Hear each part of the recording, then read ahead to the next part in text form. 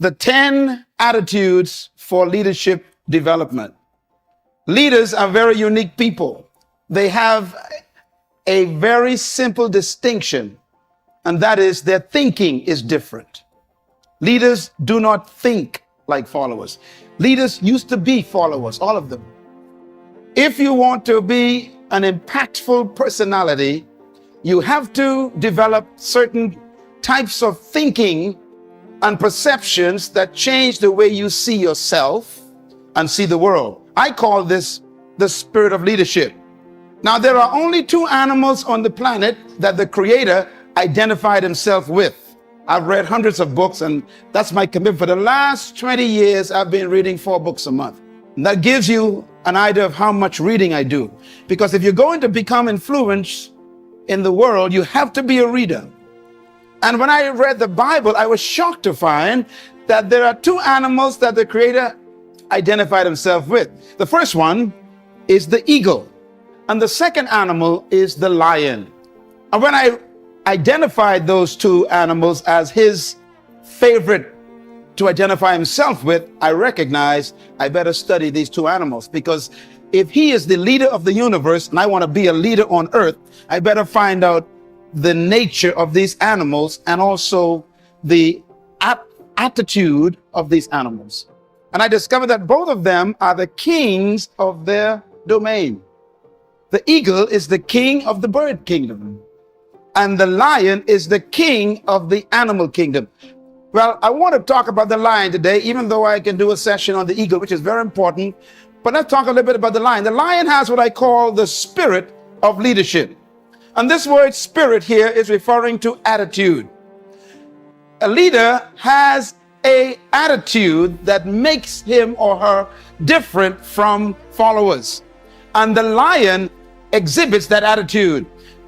We have to cultivate the same attitudes that the lion has, because the lion apparently has been given the same attitudes that God himself identifies with, and he put it in these creatures. And apparently you and I are supposed to be the king of the animal kingdom, the rulers of all animals. So obviously we have somewhere trapped on the inside these same potential attitudes. Now, the lion is the king of the jungle, but the lion to me is a great source of encouragement to all of us. Number one, the lion is not the tallest animal in the jungle. Number two, the lion is not the largest animal in the jungle. Number three, the lion is not the heaviest animal in the jungle. Number four, the lion is not the smartest animal or the most intelligent animal in the jungle. And yet, the lion is the king. You don't need to be intelligent. You don't need to be smart. You don't need to have a certain height. You don't need to have a certain weight. You don't need to have any kind of advantage. And yet you can be the leader. Now, what's the main thing that shocks me with the lion is that the lion is not larger than the giraffe, bigger than the elephant, or heavier than the hippo. He's not as smart as the hyena or the snake. And yet, when he shows up, they all run away. The lion, therefore, cancels all of your excuses for not becoming a leader. What makes the lion so unique? An army of sheep led by a lion will always defeat an army of lions led by a sheep, because leadership can transform cowards into violent warriors. Why would a lion become the king of the jungle when he has all of those limitations? He's not the tallest, not the strongest, not the smartest, not the heaviest, not the most intelligent, but yet he runs things. The lion is the king of the jungle because of one word: attitude. The lion has a different attitude that makes every animal afraid of him.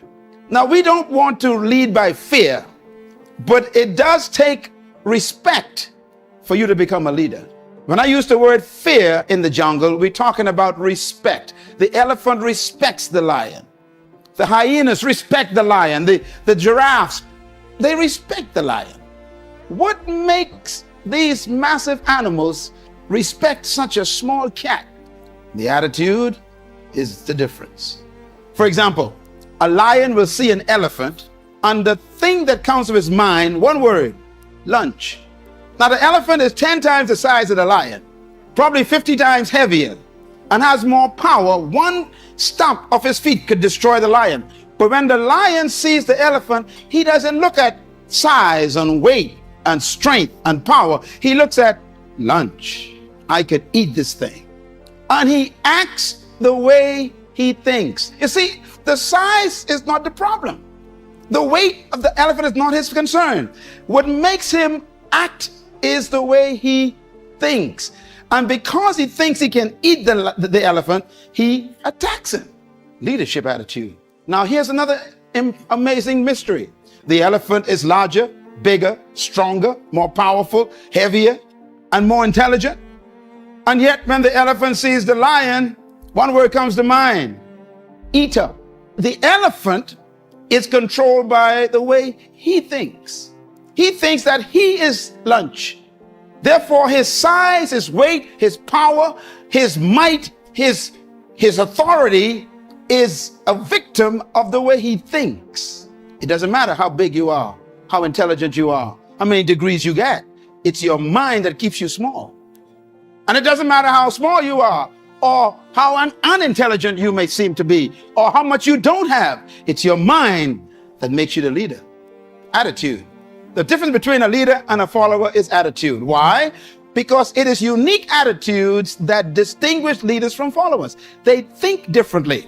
And that's because attitudes produce certain behaviors. And those behaviors stretch the leader beyond their limitations of the norm. In other words, it is the thinking of the person that makes them see circumstances differently. How do you think? Write this down. Attitude is a product of belief. This is very important to develop your leadership. Attitude is a product of belief. You cannot have an attitude beyond your belief. So your attitude comes from your belief system.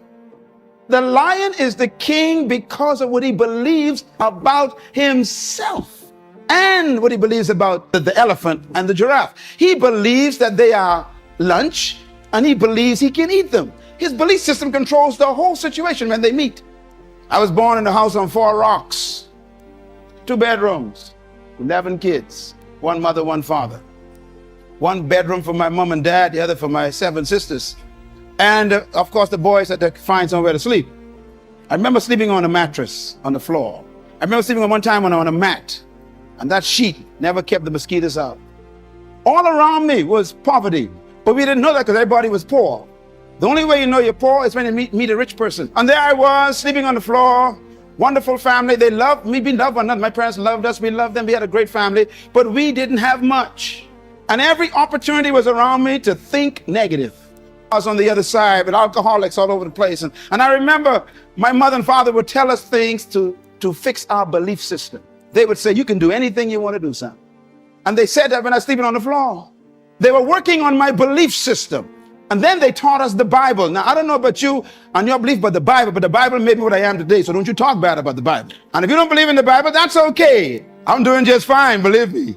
And the Bible helped me become what I am. But it was that book that checked my thinking. Ephesians 3 verse 20. Don't you laugh at the Bible.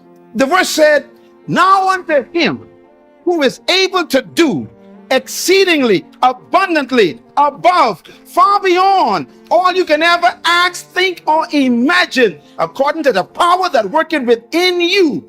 I went from an F student to an A student in 1 semester because of my belief system. I graduated head boy. It was my what? Belief system. No one can live beyond the limits of their belief. So if you want to live beyond what you're living now, you have to change your belief system. Leaders are born when you have the discovery of a new belief system. The secret to anyone rising is what happens in their belief system. Your life is what you think it should be. That's exactly what you are right now. You are what you thought you should be. And if you don't like who you are, you got to change what you think you should be. That's how leaders are born. No amount of training in leadership skills or management methods or titles, No amount of promotion or associations with rich people or smart people can ever substitute for the right attitude. No substitute for it. As a matter of fact, your leadership development is determined by, number one, your perception of who you are. Number two, by why you think you exist. And number three, these are very important, your sense of significance. I am giving you my secret to life right here. What brought me from the floor to flying my own jet is these simple statements here. You got to first change your perception of who you are. And that starts with a belief system. Secondly, you must change your perception of why you think you exist. And number three, your sense of significance. Your perception of who you are. You've got to change it. And most of our perceptions are other people's concepts of us, and therefore we don't have self-concept, we got other concept. What is your perception of who you are? And the second one, why do you think you exist? You got to discover that you were born for something, some reason. There's some purpose for your life. If you don't discover that, you'll always have a job, and we'll bury you in an average grave with an average tombstone. Discover that you are important to the human race. You are important to the world. You are important to your universe. When I had to grapple with that question, it was tough, because I've been taught by society, like you have, that you are just a social security number or some NIB number, or you're some just kind of a worker in the system. But that's not true. You were born to do something very significant in the world.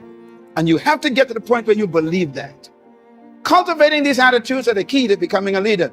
Now, when attitudes of leadership is married to the ability of leadership, then you become a leader. You can have potential, but if you don't have the belief, your potential becomes a victim of your present belief. Remember the elephant? The elephant has great power, but what makes him afraid of the lion is his belief system. So your mentality has to be equal to your ability for you to manifest leadership. You do have the ability, you were born with it, to be a leader, but your mentality hasn't matched it yet. And that's why all of your capacity to lead is buried under your lack of belief that you can. Belief is so powerful, it can make an elephant act like a sheep in the presence of a lion. You know, normally people who are insecure, whenever they meet somebody who is confident, they always call the confident arrogant. When you discover who you are, you can't help but be confident.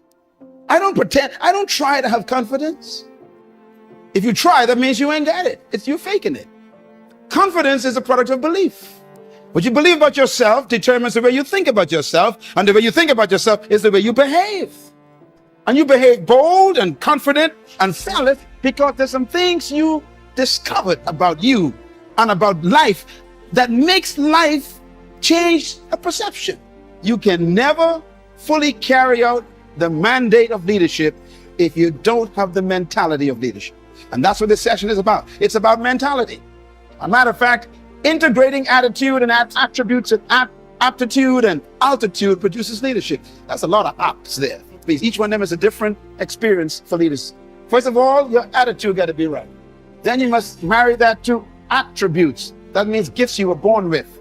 Then you got to marry that to aptitude. That means now you got to educate and train those gifts. That's why you read and study and go to school, for your aptitude to be increased. And then your altitude means you got to change the level of associations you are in. You know, it's amazing. When you change your aptitude, you normally want to change your altitude. Leaders choose their friends based on their destination. And one of the keys to developing leadership is you have to appreciate the fact that no one is responsible for your life except you. I had to take charge of my life as a teenager. And at age 13, I discovered who I was. I became a problem to the whole family. My mom used to say to me, she'd say, "You are a different boy. You are a different child." But something happened to me at age 13. I discovered myself. Different was simply meaning you don't think like the rest of the kids. That's all it means. And remember, thinking is belief system being exposed. And therefore, I married my attitude and my attributes, and my aptitude changed, and I began to study for a different reason. And suddenly my altitude changed. I started attracting different types of friends. By the way, You know, an eagle, this is the other animal that God identified himself with. I studied eagles intensely. I got a whole series on eagles because you must study to understand life. And I discovered, but eagles, they said eagles can fly up to 3 to 4 miles in the sky. That's almost high as some jet planes. And do you know that when an eagle is flying at top flight, they said that if an eagle meets another bird in top flight, it has to be another eagle, because they're the only birds that can fly at that altitude. So here's a thought to take back to work with you. If you keep running into pigeons and ducks and tobacco doves, you are flying too low. Do you know what a pigeon is? Eagles never flock. You only find them one at a time. So if you keep attracting a gang of people around you at work, everybody want to bring gossip to you, cackling, duck, you are in bad company. That's why I really want you to give yourself a big hand today, because to come here, you must be an eagle. You left the pigeons back at the office. Well, why are you going down there? Who do you think they are? They can't teach you nothing. Hey, that's a chicken talking. And they only fly when they're frightened. If you're going to be a leader, you got to be careful who you fly with. People who criticize got time for it. And that's why I ignore them. I ignore my critics because they got time for it. I'm too busy. I'm too busy succeeding. I'm giving them something to criticize. The greatest revenge in life, they say, is success. It's not ability, it's mentality that makes a leader. And that hippopotamus has power. They got ability, strength, size. They got might. They got ability. What they lack is mentality. The lion got a different mentality, so he eats them for lunch. What you think is more important than what you do. And so if you want to change, you got to work on this attitude bit. There's my conference people again. Here's my philosophy. My philosophy is this: trapped in every follower is a hidden leader. Trapped in every follower is a hidden leader. Therefore, the goal of true leadership is to release the hidden leader in the followers. If you are a true leader in your department or in your company supervisory position, if you are a true leader as a pastor or maybe as a manager in some company, your greatest example of leadership is production of leaders. True leaders do not maintain followers. They produce leaders. True leadership focuses on producing leaders, not followers. In other words, a true leader begins to train people under their care immediately to take leadership. The capacity to lead is in every human being. And leadership is like a tree trapped in a seed. And every one of you that walked through that door today is a seed that was sent to the planet to produce a tree to serve the world your fruit. That's why you were born. And deep inside of you is a person no one knows yet. And what you've done so far is just initiation process. That's why no one should cancel you yet, because you ain't quite come out yet.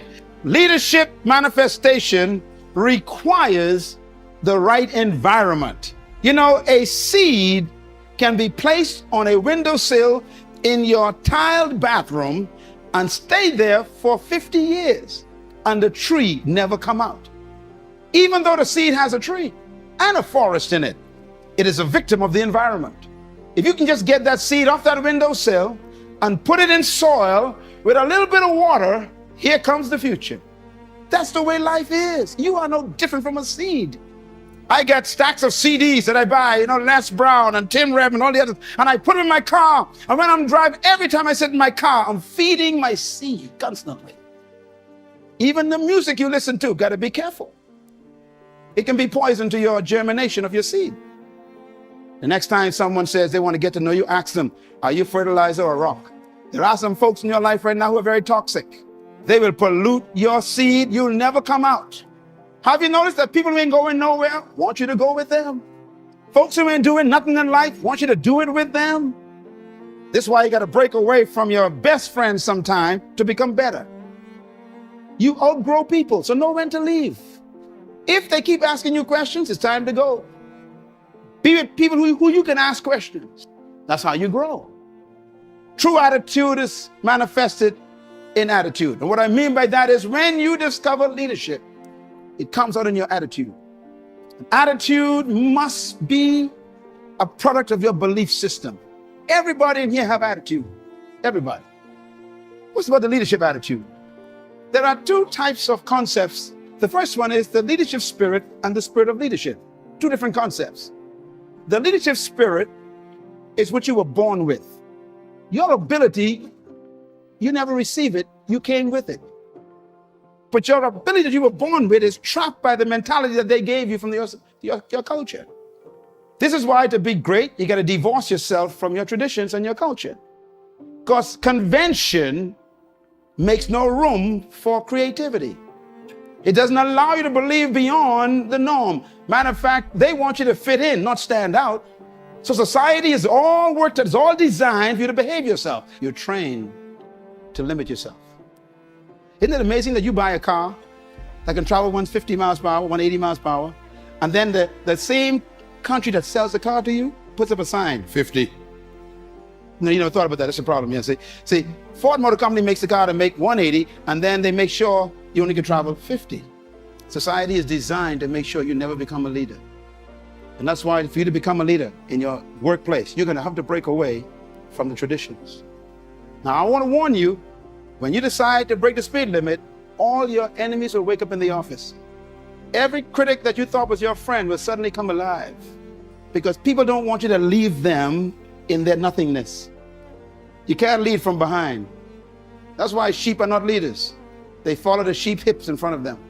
But when you're out front, ain't no hip to follow. You got to design your course. And that takes boldness and risk. It takes all kinds of challenging commitment to decide where you want to go in life out front. Having the leadership spirit means that you are naturally created to lead. But the mentality is what wakes it up. Some of you in this room look just like that. You are powerful, but they got you in the bush. The social environment is just making you afraid to come out and take what's yours in life. You are the way you see yourself. Do you think you're a grasshopper? The elephant actually thinks it's a meal for a cat. The mindset of a leader is what changes his attitude toward life and himself. The spirit of leadership refers to attitudes, mentality, and mindset. And that's been the key to all great leaders. And sometimes that spirit comes forth under pressure. Many leaders in history are products of circumstances that force them to think differently. That's what makes them emerge as leaders. The spirit of leadership is a mindset. It dictates your motivation. It is revealed in your response to your environment. The spirit of leadership is a perception of yourself and the world. How do you see the world? The spirit of leadership is your convictions that regulate your thoughts about yourself and people. The spirit of leadership is your personal, private philosophy of life, how you think about life and yourself. The spirit of leadership is your thoughts about oneself and one's environment. It is your belief system which controls your behavior. The spirit of leadership is the source of your action, which determines the response and how you interpret the world. This is very important. I see the world differently from most people because of my belief system, which becomes my attitude creator. So I don't panic over nothing. I don't panic. Panic is a product of a certain belief system, and therefore it is your mental condition. Success keeps the right company all the time. You have to nurture yourself so that you can produce the right attitudes. And nurture means to feed yourself the right information. We are what we think, and we become what we continue to think. You tell your kids, go read the book, go read your homework, and then you watch TV. They're confused. Your kids will value what you value. If you value TV, they're going to hate books. If they watch you always reading books, they're going to turn the TV off, because whatever mom and dad values and mom and dad are doing well, that must be what we should do too. So our kids fell in love with books. My house is full of books. I'm beginning to run out of house because you become what you think. You cannot rise above the plane of your mental conditioning. So I got to constantly keep feeding my mentality. I have to work on it so I can work up my altitude of mentality. To change your life, you must change your mind. And this is why the heart of leadership is working on the way a person thinks. Here's the most important thing to write down: 7 principles of true leadership. Number one, true leadership is inherent in the human spirit. You have to believe that first. Every human being possesses the capacity to be a leader. Whether they die as a follower is a choice. Number two, true leadership cannot be taught. It must be discovered. Number three, true leadership is self-discovery. And number four, true leadership is serving your gift to the world. Everyone in this room was born with a specific gift. Some of you got two of them. Don't try and develop all of your gifts. Focus on one. Make it your primary gift, and then refine it, and then serve it to the world. It is your gift that makes you valuable, and serving it is your responsibility. And the better you serve your gift, the greater leadership you achieve. So whoever can serve their gift more effectively, they become the greatest in the group. No one came to earth without a gift. Problem is, we try to take other people's gifts and make them ours. If you become an imitation, you're going to be broke. You need to find your gift, your strength, your unique power. And you need to take that and say, I'm going to become this, and then serve it to the world. And that's your leadership born that day. We've all been taught to be employed, not deployed. And so they always tell you, go to school, get an education so you can get a job. They never say stay in school so you can own a business. They don't even think that way. You mean, it doesn't even cost, your parents don't even think that way. So you follow the convention of the community. I'll never forget the meeting when I went to Malaysia to speak. I was speaking at the largest Sony plant. I had 2 days with them. The first day, I spoke to all the managers, all the CEOs. I was the speaker to train them. There was Chinese and Japanese and Singaporeans. All these folks were there in Malaysia working for Sony. And I had to do training there for management development and leadership training for the whole day. The third day, the president of that particular firm called me up and he says, our CEOs and our executives are so impressed by you, we want to take you for lunch. We want to talk to you some more. And they were picking my brain, man. They were taking notes, asking me questions, keep writing stuff. And all of a sudden it hit me, wait a minute. All these guys are millionaires, man. Every Chinaman I know owns a business. And here I am in the heart of Asia, where they come from. And I said, sir, pardon me, I have a question that I need you to answer. And they looked at me. I said, tell me, how come everywhere you go, no matter where it is, you go to the lowest ghetto in the heart of the township, and you end up owning a business? Can you tell me what is your secret? And they looked at each other and they laughed. And then the president said to me, he said, well, we've been noticing that ourselves. We have concluded, based on our assessment, that whenever you go into a community, the first thing you look for is a job. He says, when we come into any community, the first thing we look for is a business. He said, it's attitude. They don't even look for a job. They don't even think about employment. They think deployment. As a man thinketh, so he becomes. So I said to the guy, I said, excuse me, so when you go into a town, any country, so what do you do until you get a business? He says, any employment we have is always temporary. We only want enough money to start a business, that's all. Mentality. Number 6, true leadership is self-manifestation. You become a leader when you discover who you are and decide to become it. True leadership is self-manifestation. Your leadership is not ahead of you, it's trapped within you. You are so great, it's amazing. But the environment won't allow you to become it. Sometimes our past can hold us back. Mentality just don't allow you to step out and take a risk. What you're doing now, it's not what you could do. Whatever you're impressed with, God's disappointed in. Stop waiting for everything to show up before you start. Every leader, I tell you the truth, every leader ain't know what they doing. Me included. We don't know what we're doing. We just say, I got this idea, I'm gonna go for it. And for heaven's sake, believe me, we ain't got no money. What I mean is for our projects. Because you are not a leader unless you're doing something you cannot pay for. I say you're not a leader unless you are doing something you cannot pay for. Leadership demands that you got to take risks. Number 7, leadership is self-exposure. When you expose your true self, get ready. People won't understand you, but go for it. Let us meet you before you die. Not the one the culture made, not the one society produced, the one that's on the inside that we have yet to meet. The true self. This is why I keep telling people you got to die empty. I want to give you these, what I call the 5 questions of life that you have to answer to become a leader. Number 1, who am I? Number 2, where am I from? Number 3, why am I here? Number 4, what can I do? And number 5, where am I going? These are the most important questions in life, and until you answer them, you will always be a follower. Who am I has to do with identity. You got to discover who you are apart from 6.7 billion people. Number 2, where am I from has to do with your heritage. And I'm not talking about your ethnicity, because your ethnic heritage is so confusing. Don't try to find yourself by going back in your ethnicity. You'll never find out where you're from. Why am I here is a question of purpose. You got to discover why you were sent to the planet. Where am I going is a question of destiny. And what can I do is a question of potential. And therefore, when you discover these answers, you've discovered your leadership. I know who I am. I didn't always, but I found out who I was. And secondly, I know where I came from. And I didn't come from the Bahamas. I didn't come from Africa, because both of them are limiting. All cultures limit you. I had to come from something greater. My greatest mentor in history in my life is Jesus Christ. And one time they asked him, where are you from? You know what his answer was? He didn't say, I came from Bethlehem, grew up in Nazareth, and had friends in Capernaum. His answer was, I came down from heaven.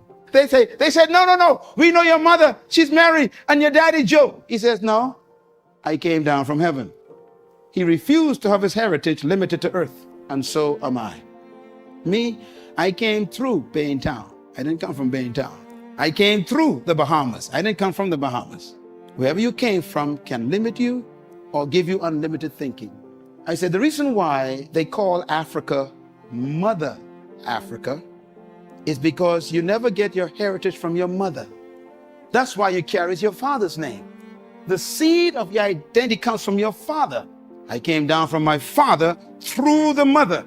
That makes me limitless. I'm just like my daddy. All things are possible with my father.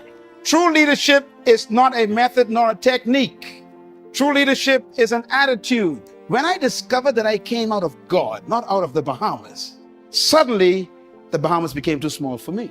So today we have effects in 90 countries right from this island, because the mentality that was developed here goes beyond this entire region.